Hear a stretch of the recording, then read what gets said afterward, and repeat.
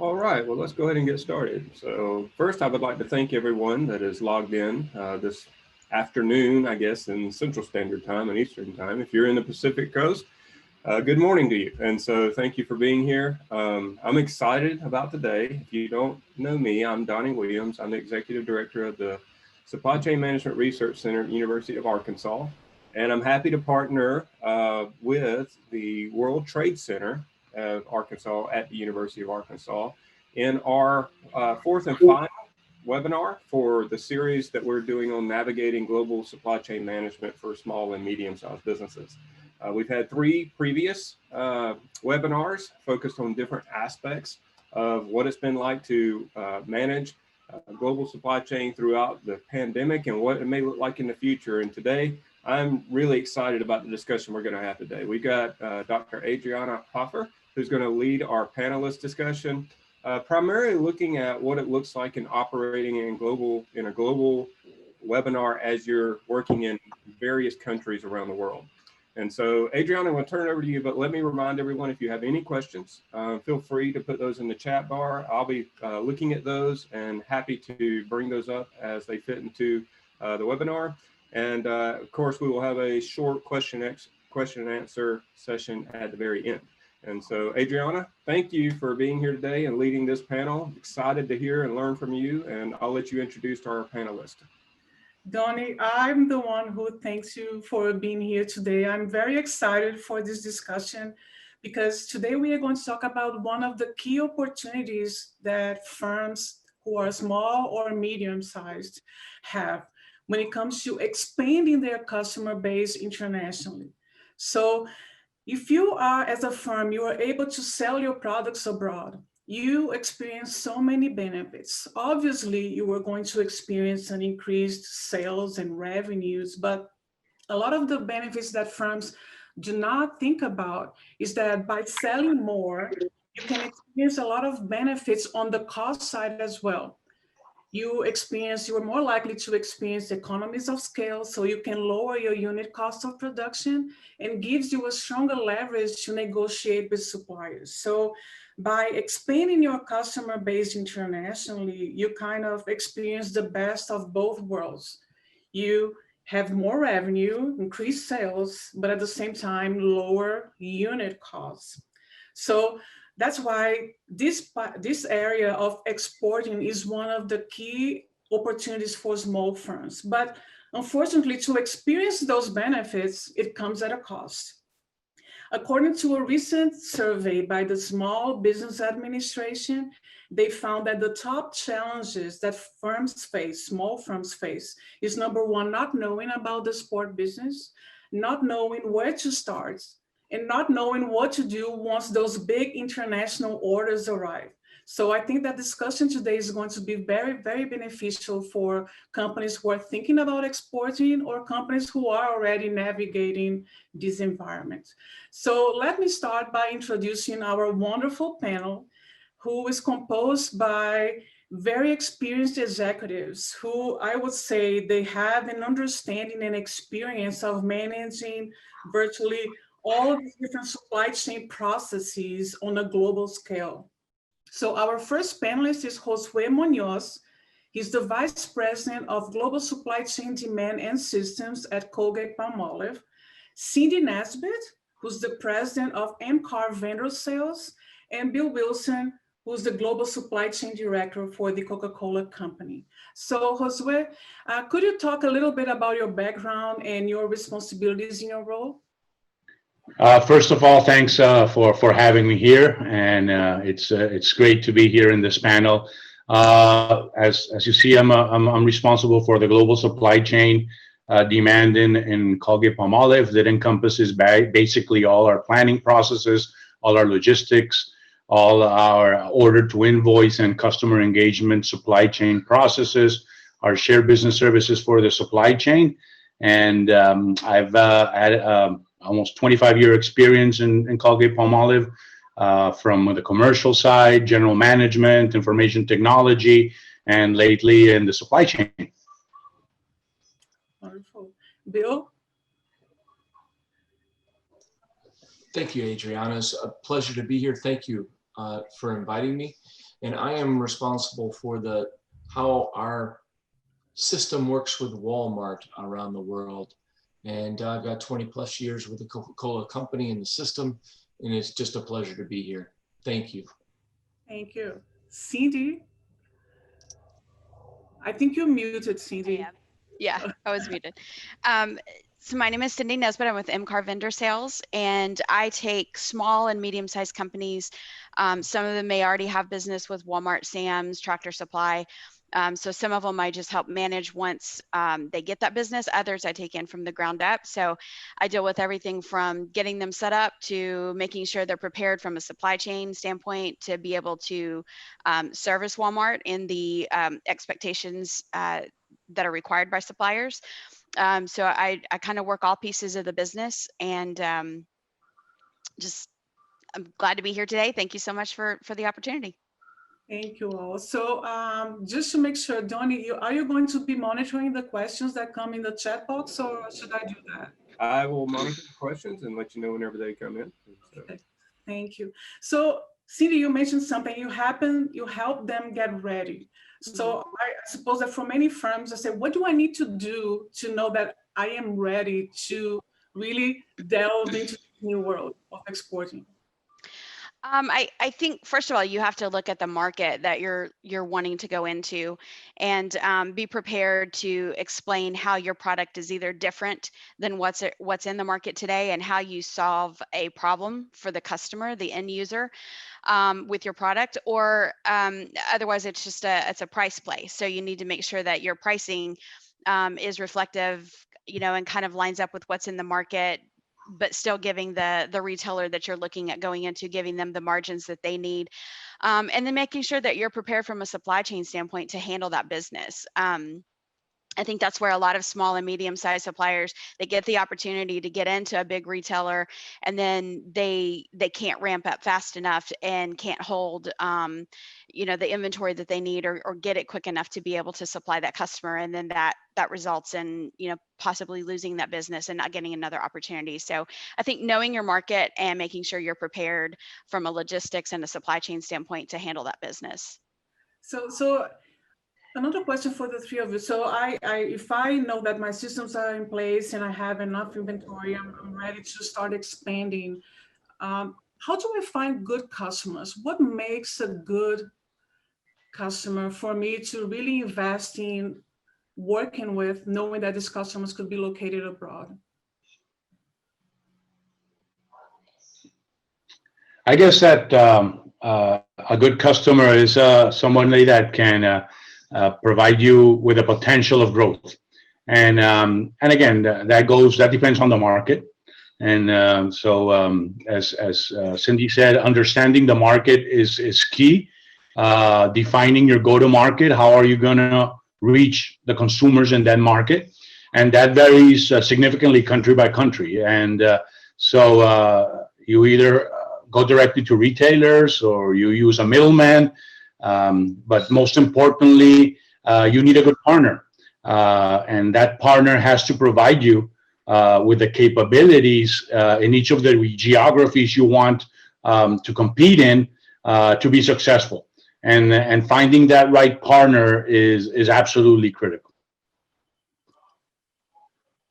Adriana, I think the add-on to that would be that all that's been said by Cindy and Josue is that the trust. We talk about the actions that have to take place, but at the end of the day, you have to have some checks and balances in the system that you're putting in place in order to make sure that you have that trust with the partner you're working with.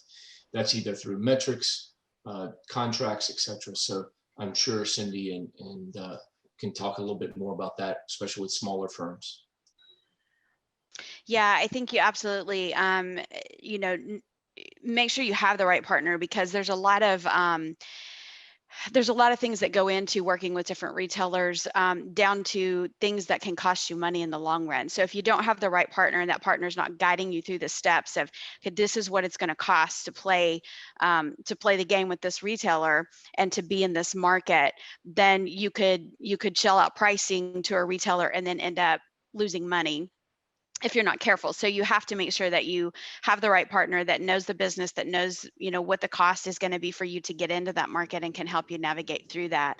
And certainly helping you with all of your, your logistics pieces, because it's going to cost you to bring it into those countries. So make sure you have a partner in place that knows how to, make sure you're not going to lose money in the long run, and just being fully prepared to go into that retailer. And I think another piece to finding that right retailer is, is it a partnership? Are you looking at a retailer that's going to be a partner with you, as opposed to just buying your product and throwing it up on the shelf? In the world of Walmart, so to speak, most of your buyers, you build a relationship with them and a partnership with them, and they're willing to help you, when you run into situations that you need to help work through. And if you don't have a retailer that's willing to be a true partner, then it may not be a beneficial play for you. So based on your answers, it might make me think of two other questions. So if I am a small company and I say I am ready to start selling abroad, so one obvious, easier way to do that is to make my product available through my social media and my website and sell through e-commerce to the end consumer. But Cindy, you talked about working with large retailers, and Josue, you mentioned working with the right middlemen. So my two questions. The first question is, different countries, they have different markets. Let's say here in the US, you have a big predominance of very large retailers. So if I am able to reach large retailers, I'm going to reach to a very large percentage of the consumer base. But in other markets, I think of Brazil, where I'm from, right? Bill, you know well, you have a lot of very small retailers. The distribution in those countries are different. So can you tell me a little bit about different ways that you can, in different countries, you can reach the final consumer, and how's the best way to structure it? So I think that what I said before of understanding your go-to-market is critical. That means understanding how are you going to reach the consumer in a country.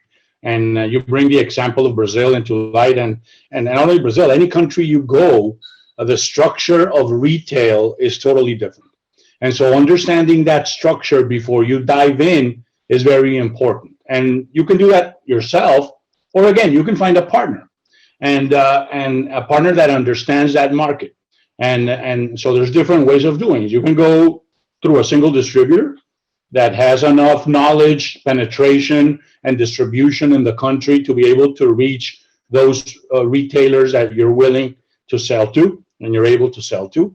You can go directly, set up your own operation, and do that distribution local, and set up full up operation.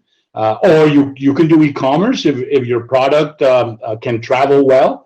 Again, the challenge there always comes up in your logistics cost and your ability to cover that cost if you're going to go direct to consumer from a distant base. So the options are many. So what is important is that you really understand the commercial structure of the country and the go-to-market that you're going to use in that country to reach the consumer. Once you have clarity around that, then it's finding the way to do it either with partners, through a big retailer in a country where you find a retailer like Walmart that can be 20-30% of the ACV and has penetration across all of a geography. That's a very solid way to go in. Other countries where you don't have a sense of a retailer that size, you're going to have to really understand how you want to do it. To build on that, Adriana, if you look at the Coca-Cola business outside of the U.S. or any of your large US, UK, Canada, those markets, most of our business is done at the local trade, not the big modern trade like Walmart. Most of our bottlers do business with those local trade customers. So building on the points that have already been made, depending on what type of product you have, you might want to find an existing partner like a Coca-Cola in those markets that you can ride with. I know we have plenty of examples of where we partnered with people that have products that are that fit nicely into our portfolio. So that is that is a challenge, because in Brazil, for example, we know that the local mom and pops on the corner store is a big part of how they live day to day. So not many people are driving to a Walmart and stocking up, not like the United States for sure. So understanding that market, and I know we're going to get into this a little bit later, but also part of that understanding is just understanding how those countries set up their regulations too. That has been a big part of how we've had to operate, and I know others as well. It directly impacts your ability to serve the consumer. Yeah, this question about regulation is the point that I want to go back to later. But my second question related to the points you made earlier is Cindy, thinking about what you do. If I'm a small, medium company, I say, well, I will work with Cindy. She will help me sell my products with Walmart, and then I am done.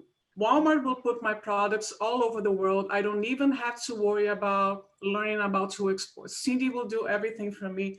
So how does it really work? When I serve a large retailer, what do I need to do actually?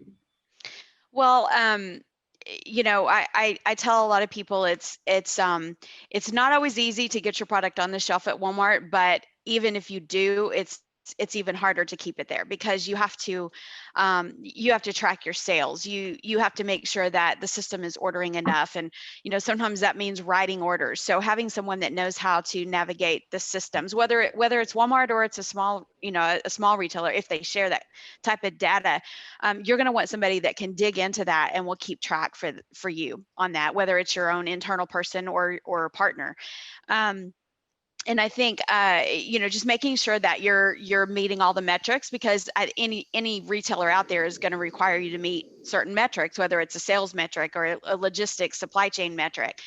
So you just have to make sure that you're staying on top of those things and making sure that you're maximizing sales everywhere possible. And if you're not, that's where you got to be that partner and come to whoever it is, whatever retailer it is that you want to work with, and be upfront and say, here's what I see happening, or here's what's going on, and give them the opportunity to work with you through whatever the issue is that you're seeing.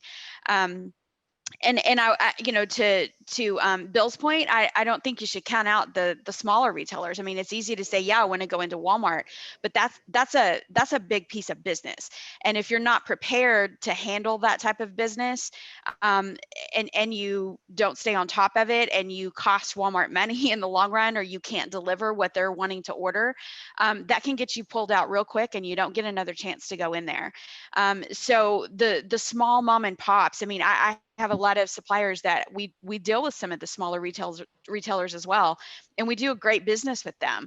And you build great partnerships and great relationships, whether it's with those distributors or directly to those mom and pop retailers. And sometimes that's a great way to get in and get started and figure out what you can handle from a logistics standpoint before you go to a big box retailer that could ultimately then put a lot of stress on your supply chain and logistics pieces. So, but is it possible that if I connect with a large retailer, that I don't have to be involved in the international shipping, customs clearance, all these, challenging processes that are so difficult, or there is no way out? I always will have to be managing those international operations. When you go into a big retailer like that, there are instances where they will take care of those things for you, but in most cases, you're going to have to be involved. You go into Canada, it's a whole different set of buyers. You go into Brazil, it's a whole different set of buyers. It's a whole different logistics channel, a whole different, they don't take your products from the US and ship them to every Walmart store in the country. You have to work with those teams and in those countries and make sure that you're staying on top of it and handling that business with them and partnering with them. Josue, Bill, would you have anything to add?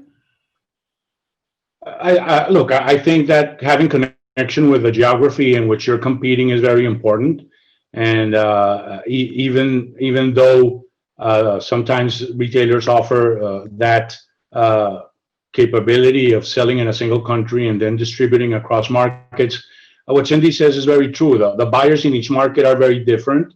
The merchandising teams are different, and they usually place priority, of course, on the products which they have negotiated and they under. So if you really want to succeed, you have to have that connection locally to be able to drive activity, shelf presence, and all those drivers that will drive you to get higher market shares. Mhm.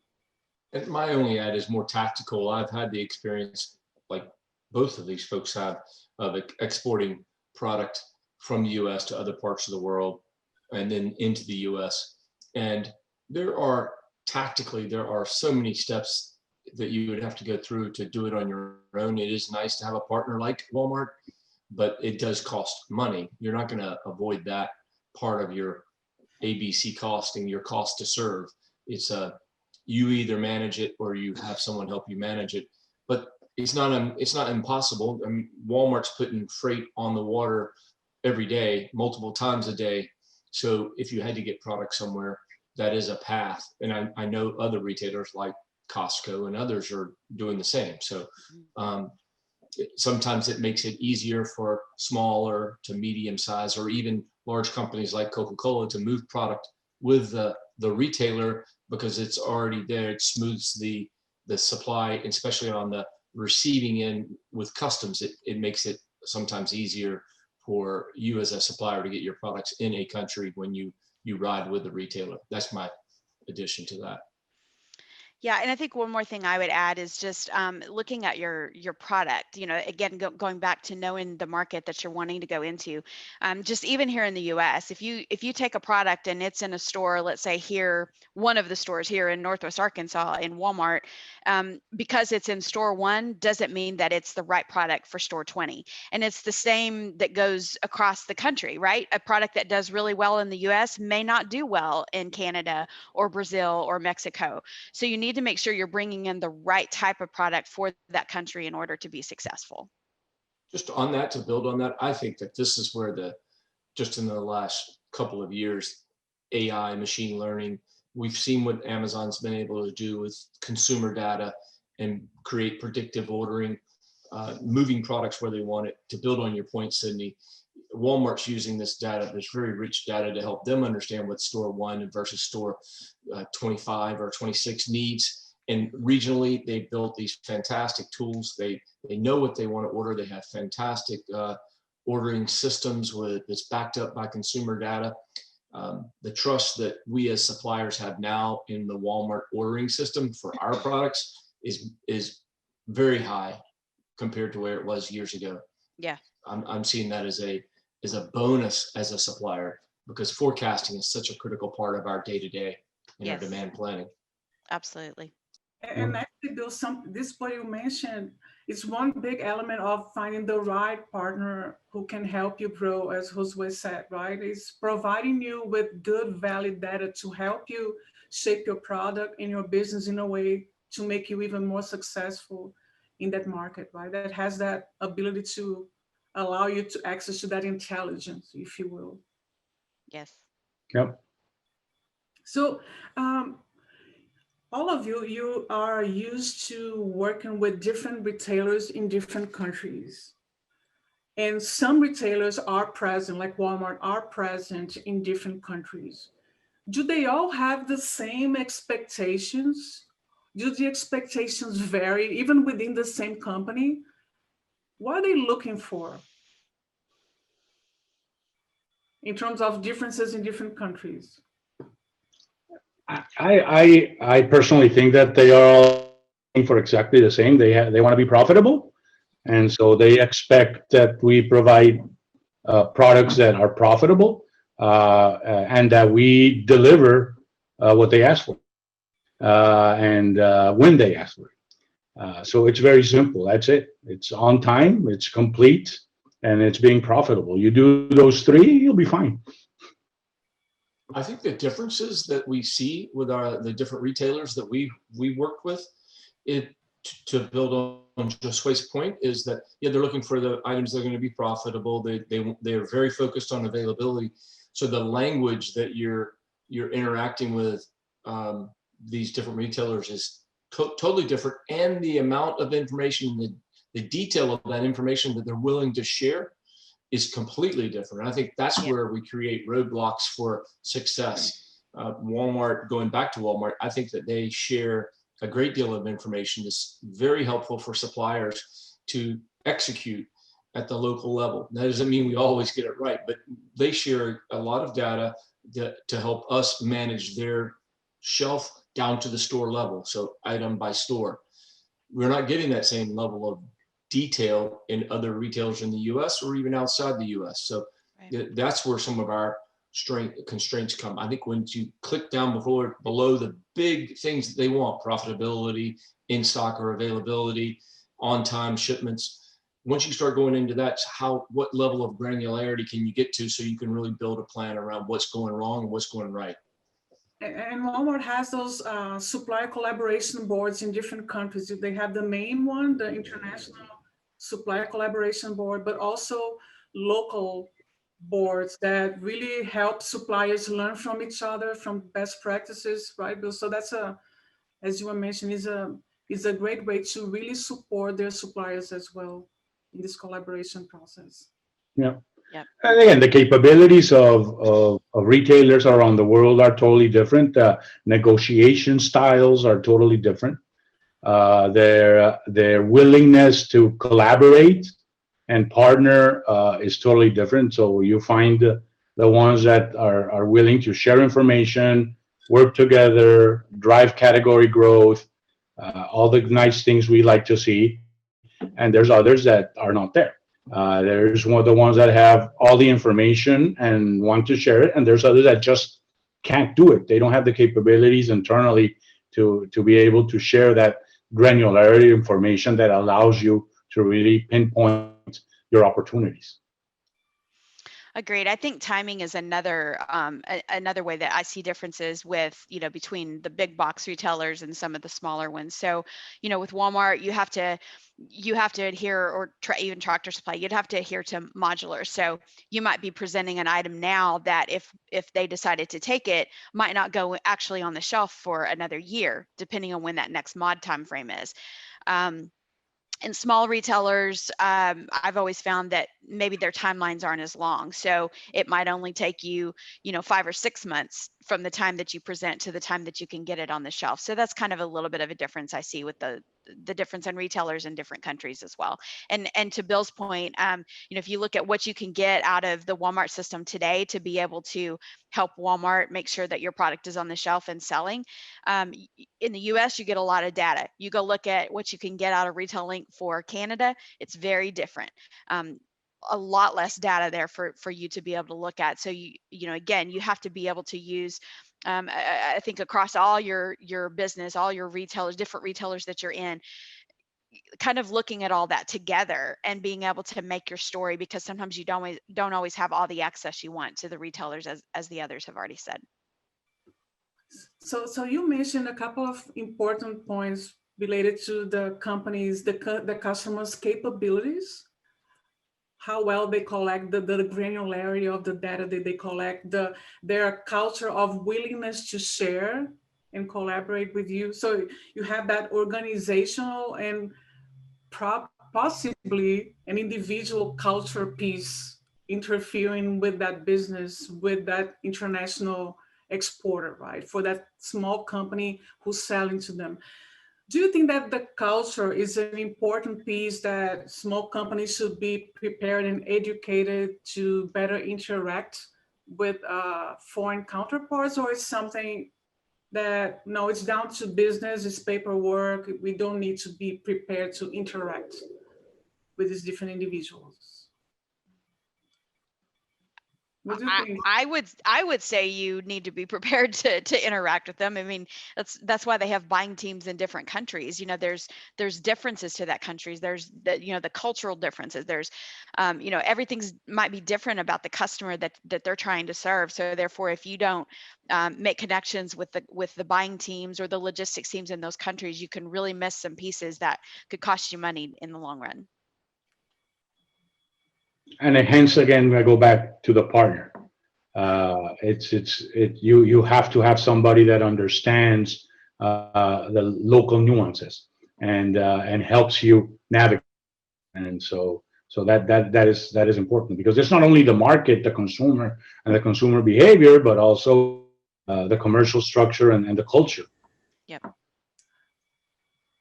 it's a, I don't know the phrase, but or maybe the word. It's dangerous to always blame culture for the inability to do something. There is a difference in culture. Things that there are things as Americans we are proud of, things that Brazilians are very proud of. But at the end of the day, it kind of goes back to what's needed for the business. So while we've had that discussion internally about the way different parts of the world operate that are different and how we've had more success in certain areas, I really think it comes down to aligning on your plan with your partners and being able to build that trust. And it seems so lofty and easy, but it does come down to putting in those routines that are able to drive the deliverables that you're trying to hit. And those, I think any culture appreciates. You'll see things happen faster in certain parts of the world, but at the end of the day, I think if you put good plans in place and you hold each other accountable for those plans, then you'll be more successful. Yeah, I'm a big believer that if you have the right processes and you execute your job well, still, if you are able to connect with your business counterparts at the individual level, I think all potential miscommunications or disagreements can be better solved if you have good personal relationship with your business counterparts. So, and I'm actually inspired by the work of Bill and other global executives of the International Supply Collaboration Boards, because they have an incredible ability to motivate international teams to engage in supply chain initiatives. And I feel that personal connection is a big part of what they do. So that's why I wanted to bring that culture piece into the discussion. Thank you. And I also agree with you. I think the personal connections are important. That's part of the COVID challenge, isn't it? How do we stay personally connected via Zoom? Yes. Yeah. It's different. So one of the things you mentioned was related to regulations, right? So if I'm new to this business, I might think, if I learn about the different steps in exporting and I know how to clear for exports, I'm done. It does not matter where I am exporting. The actual regulations are not going to be that impactful. What would you tell me if I say that it doesn't have to be so cumbersome to focus on regulation? Is this something that I should worry about? Absolutely. Regulatory around the world is totally different. And again, it also depends a lot on the type of product you want to commercialize. But yes, regulatory changes, and it has impacts from formulation to packaging. And so you really have to be aware, because if you miss something, you can have your product stuck in customs, and that's it. I'll just add to that, even within the U.S. and Bill, Josue, I don't know if you guys have seen this in the U.S., but with some of the products I have, there are certain states I can sell a product in and other states I can't, just because of something that's in that product. So you have to be careful about, even like from an e-commerce standpoint, when somebody orders it, who are you shipping it to? Can it actually go to the state that they're ordering out of? And I think the same goes for countries. As Josue said, it's different. The regulations that you have to meet or what's on that package, it can be very different compared from one country to another. Well, for sure, you're state by state or even country by country, and then states in those countries. In Mexico right now, there is a plastic law in one particular state of Mexico that's different than the rest of the country. Mm-hmm. And then you think about, from our products, we have countries, municipalities putting different taxes on sugar and non-sugar. So that also has to show up on labeling.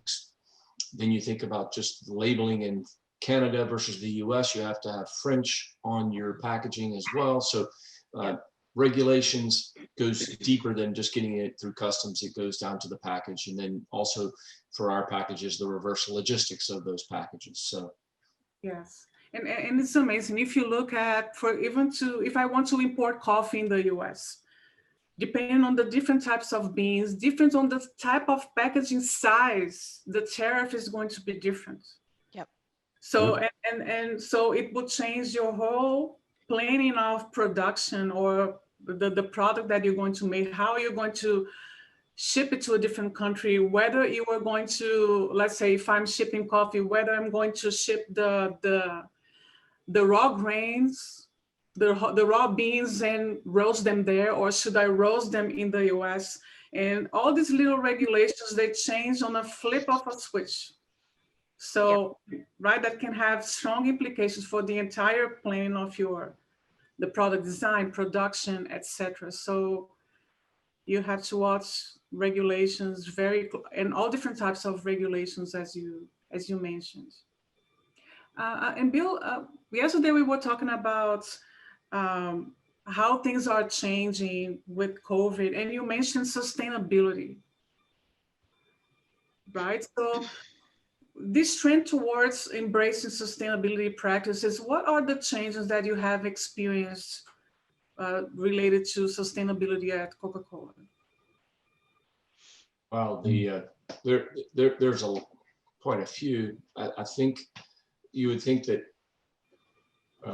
the closing down of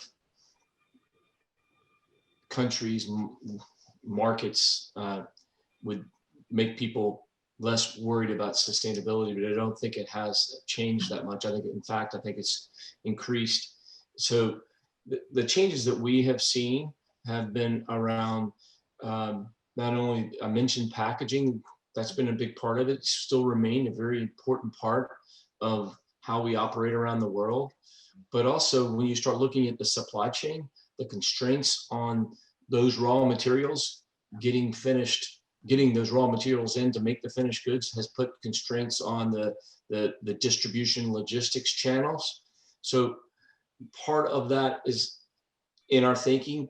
You take the plastics challenge that we've seen around the world, and you couple that with the fact that you have people with less financial resources because of the layoffs and because of the lack of commerce. So now you've got a lower socioeconomic challenge, a consumer who has less dollars to spend. So packaging is part of that. So how do we bring a product to market that is perhaps in a recyclable or multi-use container? Those are some of the things that we're talking about now, Adriana, that are going to impact the way we operate in 2021 and beyond. I didn't even mention water. That's still one of our number one topics because it's so important and integral to our products. Yeah, I would say for us, Adriana, one of the things we looked at going through this pandemic is when we couldn't get stuff out of, some of our products that are made in China, and we were having trouble from the standpoint of just raw materials. And then when we would get that, getting it made, because a lot of the employees were out because of COVID. And then you had to look at the backlog of trying to get things on the water and get it here, and that causing out of stock issues and things like that. And so we ended up moving some of our production to Vietnam for some of my suppliers, and because we were able to get it made a little bit quicker in Vietnam and get it here a little bit quicker than what we could, just standing with where we were having them made in China. So I think always being prepared to be able to switch things up when you need to. I mean, so it's probably costly. I mean, I know it was costly for us to switch to Vietnam, but luckily we were already moving some of our items that direction. So we were able to finish that move pretty quickly and be able to minimize the amount of time that we were out of stock and not being able to deliver product during the pandemic. And I know that, Walmart was very appreciative of that. And I think any retailer would be, regardless of who they are. So I think always kind of looking at what your options are and being prepared when situations arise. And, I mean, it doesn't even have to be a pandemic. It can just be, tariffs, the amount of tariffs that went out, when we were getting stuff out of China. And that was one of the reasons we started looking at moving to Vietnam, is because the tariffs weren't as high.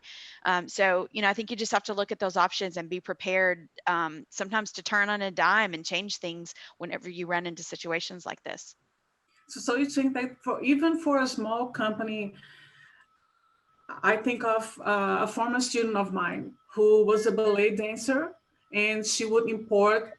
She was able to work with a Chinese company to change a little bit of her ballet shoes, and she started selling in the U.S. and abroad. So she was bringing those shoes to the U.S., selling in the U.S. online, and selling abroad, working with one supplier. So do you think that even for a small company, is it worth a while keep investigating potential options? Absolutely. I think that one of the challenges as a small company is that your focus is on growing and on commercial and driving your sales, but you cannot forget your supply chain and making sure that you are building a resilient supply chain. And so having a single source supplier is a risk, and you have to be aware of that risk. And I think that this whole COVID situation brought this to light. Many supply chains had not thought of resiliency, and you have to make sure that you design a resilient supply chain, no matter wherever you're selling. It doesn't have to be only for exporting. I think that that is something that many times small companies forget about because their focus is totally driving growth. But you have to be prepared for the unexpected, and your supply chain has to be prepared for the unexpected. Yeah. In a way, it's hard for them when you think about it, right? Because not only you have fewer resources and you have to manage that network and try to bring flexibility into your network at the same time that you have to continue to build your inventory to try to increase your sales. So it's And hard to navigate that. and flexibility has a cost, unfortunately. So to be flexible, you cannot have single source suppliers. That means you need to have two. Your volumes are divided by two or somehow divided, so your ability to negotiate price goes down. But again, that is the price of resiliency, and that trade-off is that conversation that you always have to have. And then you're going to make a call. You either run a risk or you don't, but not running the risk is going to cost. And that is, you have to find the right balance. Yeah, I think that can apply even to within the country. Again, whether it's the U.S. or another country, Canada, Oh, wherever. I absolutely. mean, you look at suppliers that have one location, let's just say in the U.S., one warehouse that they're shipping their product from, and if anything happens, trucks start getting backed up like they are right now, and you can't, it's hard to get trucks going on the West Coast. Well, if I have a DC or a warehouse on the East Coast, then maybe I can supply some stores from that location as opposed to just being 3 or 4 weeks behind on the West Coast. So I think even within the country, you have to look at what your logistics and supply chain pieces need to be. So thinking of another challenge that even large retailers have, right, is that pressure from consumers to make sure that they work with suppliers who have sustainability practices, or that they are fair with their workers, that they are engaged in sustainable and fair legal practices. Should small companies worry about that, or is something that it's not really for them to worry about yet? It's something just for the big players to worry about. Everybody has to worry about that. I think it's part of the price of entry that you have to be we'll say a decent entity in order to really gain the confidence of the shopper. You're going to compete on two things: price and your ability to be an honest broker for your product. And that comes along with your quality statement. Yeah. Again, this is good. It's driven by the consumer. Yeah. And if you're not able to satisfy consumer needs, you're not going to be able to compete. And today, these things are top of mind for many consumers. And if you're not there, they will not buy your product. Yeah. And it's interesting. Some of our PhD students' research has found that consumers, even it does not matter if the company has a very strong brand, is a large company, But because nowadays everyone can put on the website, they do not sell a product, but the product has a cause, has a message, right? Consumers really attach to that message. So even if you're small, making it very evident, very transparent about your sourcing practices can help you gain competitive advantage in the market.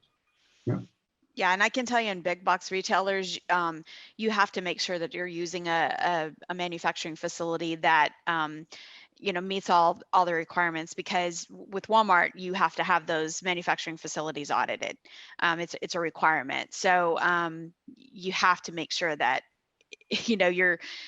they're meeting all the regulations for the country, and they're meeting all the expectations of the retailer, which some of those can be a bit different.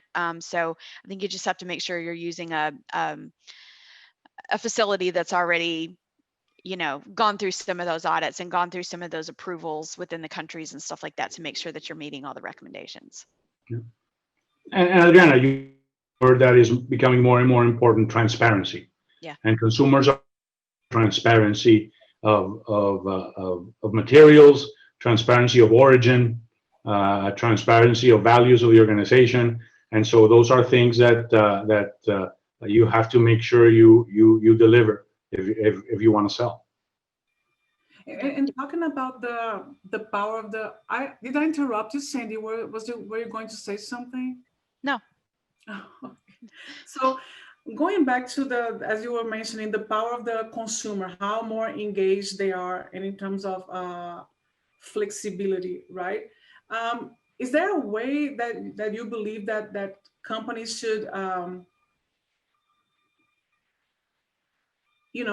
instead of, in the past, we saw a lot of SKUs differentiation, expansion, or a great variety for every single product that you could have, but now consumers are changing, right?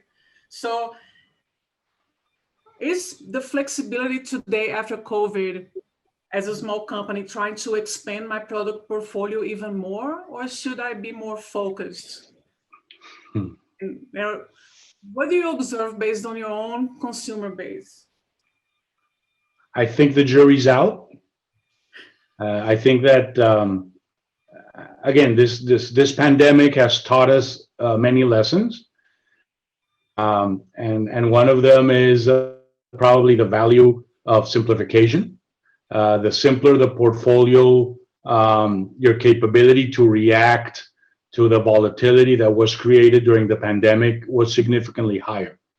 And again, when there's scarcity, the consumer is willing to reduce their selection and will take whatever is on the shelf. But I am not sure that is going to continue. If it continues, great. But again, that's why I say the jury's out. Just the situation is totally abnormal, and the consumer is not behaving as they did, and I'm not sure they're going to continue to behave as they're doing now. So we have to wait and see. Clearly, from the supply chain perspective, simplification, the simpler the better.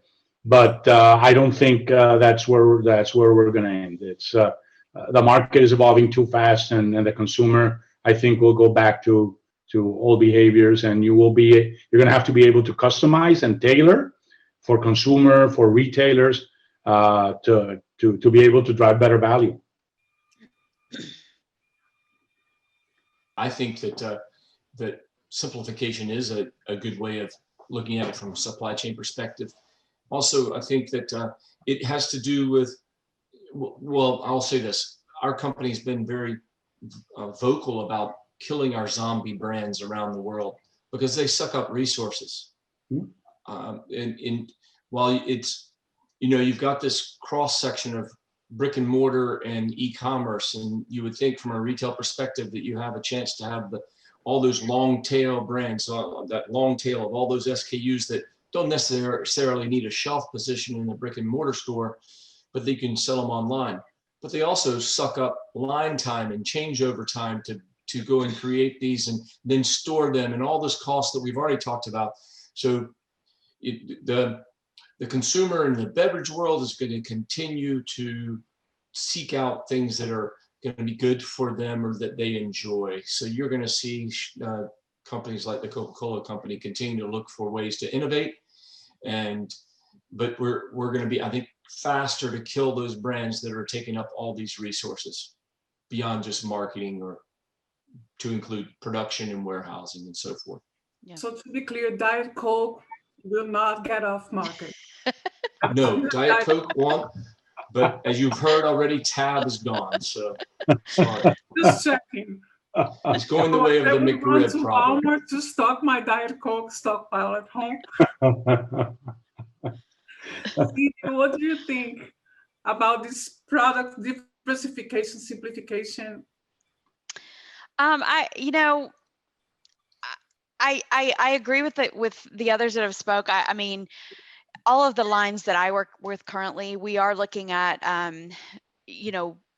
the buying patterns have definitely changed. And the question, like Josue said, is will that continue, or does it go back to some form of what it was before, or does it completely change altogether? Obviously, we've seen a lot of sales move to that e-commerce side as opposed to brick and mortar. And so while we have a lot of products up on e-commerce, so to speak, we have pared that down because of exactly what they said, the cost and the price to continue with the full line may not make sense. So from a logistics standpoint, if you're going to house products to be able to ship to the end user or to ship to the retailer, what's going it's kind of the same approach they take. What's going to give me the most money for that real estate, right? That's what you want. Where's my profit going to come for that real estate? So that's what's going to get the focus, and that's what's going to get that space. And so that may mean you have to cut some of those other items, and we're doing the same thing. I mean, every retailer I work with, we're looking at that very thing. So I think it's just, we don't exactly know where the future is going to go right now. And so that makes it kind of hard, but you have to have some kind of plan in place, right? You can't be going into the new year not having a clue what you're going to do with the line. You need to kind of start making decisions and being prepared. And then I think just being nimble and able to, as we see the changes with the customer, so it goes for us, right? We need to be able to make changes fairly quickly, and some companies can do that, some companies can't. So I think just being prepared for that kind of thing.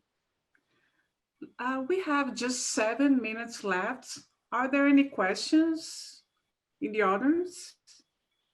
I did have one question come in that I think is pertinent. So the question is basically this. So all of you talked about choosing the right partners when you're working in global markets.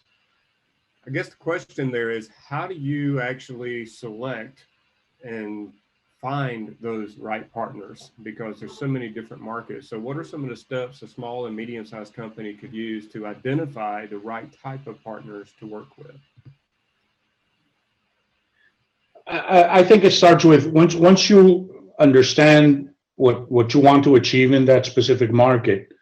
At least in my experience, it's finding the right middleman in that market. Because even if there's large retailers present in the market, usually the cost of going in directly from day one doesn't make sense.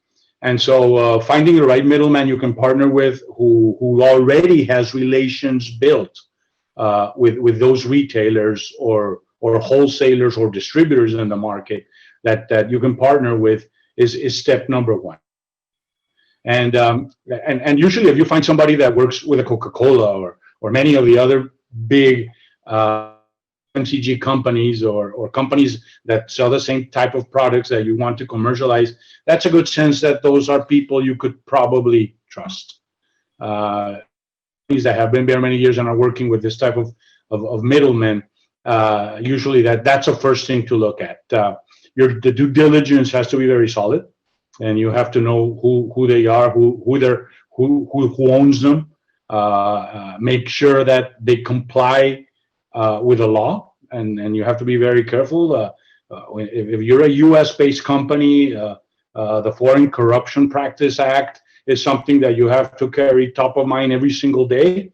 And so that partner you pick, you have to make sure he understands that to you is very important. And do your due diligence. Visit them, get to know them, who they work with, financials, solidity, their operation, their warehouses, and make your choice. It cannot be taken lightly. Yeah. I think asking the questions too, you know, like for me, I always give recommendations. You know, I'll give them phone numbers of my current suppliers so that they can call them and ask, you know, hey, do I handle the business well? Do I do the things that need to be done? So I don't think it's out of line to ask for, you know, who do you work with today, and can I call them and get a recommendation? I think that's fair, and certainly asking. Other people that are in the market. I mean, find somebody that's in somewhere in that same market that you want to go into, and then ask them, you know, what are they, who are you using? What are you doing? And I think, you know, I get a lot of my business by word of mouth because my current suppliers recommended me to others. So I think that's important, is just to ask around and make sure you're getting recommendations from other people. My ad is that Coca-Cola's in every country except for 2. And so our expansion has been done by those that came before us. But when Walmart expanded, as an example, other examples are out there too, McDonald's and others, they came to us and asked us to help them understand the market. And so everything that's been said is so true. I think if it were me personally and I was the owner responsible for expanding a business into a foreign territory, I would have to spend some time on the ground there, really understanding those relationships. Adriana, you mentioned the personal relationships earlier. That would be one way of doing it. And I would have some mentors and advisors that could help direct me to those right people to build those relationships. They don't have to necessarily be in my industry, but they would have to know what the local country customs, regulations, some, you know, start building my network there before I just jumped in. And I would have to trust people like the Cindy's of the world to help me that would guide me to get my product to the right place. And I think that another great source are the local chambers of commerce or distributors associations. If you don't have a personal connection, at least to start searching trade fairs. Here at the Arkansas World Trade Center, for example, they have wonderful connections with companies all over the world. They can help you, they can help facilitate that connection with potential great partners in different countries. So yeah, you have to take different actions to try to reach those potential customers. But I agree with you, having recommendations, knowing that that could be a potential trustworthy partner is important, very important as well, because once you do business with the company overseas, the contracting, if payment is not processed, it's very likely you're never going to see your money that you owed, right? So you have to move very, very carefully in this new environment. It's 1:29, and I had so many more questions. I would love to be here the entire day talking to the 3 of you, because you shared so many very important insights with me and with everyone here in this call today. So I just want to take the time to thank you, Bill, Josue, and Cindy, for your great insight and participation today. And thank you again, Donnie, for inviting me. Well, I just want to, you know, in the Walton College, we have a word that we use for discussions like this, and it's called epic, right? And so it's just a wonderful, rich discussion, and just so much great wisdom and experience that was shared with our audience, those who are here now and those who are going to watch it later. And so, Adriana, thank you so much for facilitating the discussion. Jose, Bill, and Cindy, thank you for sharing your expertise and giving your time today. We're certainly appreciative of it. Thank you, Denise, at the World Trade Center of Arkansas, for helping pull all this together. And we're just thrilled to do this. If anyone has any questions about anything, we're going to send you to Denise Thomas. Denise, you can wave. You're at the World Trade Center. And yes. Would you like to tell everybody where they can reach you? I'll put it in the chat before we hang up as well. Denise, DENISE, the letter T, at uark.edu. and I will go ahead and type it in the chat right now so you can copy and paste it. We want to say thank you for your participation, and this has been, I would say the entire series has been epic, and absolutely we could not have done this had it not been for Donnie and Christine. They did a fabulous job of pulling the series together. So I want to thank you both for doing this, and I want to really thank the participants today. This was really very rich and very helpful. And, you know, if you're feeling up to it, I'm going to ask in front of our guest, part B to this would be wonderful in January. So Downey's laughing because he knows I'm going to push the envelope. So if you're up to it, I would love to have you all back to do more questions and really just continue the conversation. But thank you all so much. And Brandon's not showing his face, but he's the guy that's running everything behind the scenes in our office. So I want to thank him as well. And thank you all for participating. Thank you, everybody. Thanks. Yes, Thank you. thank you. So All right. Bye. Thank Bye. you.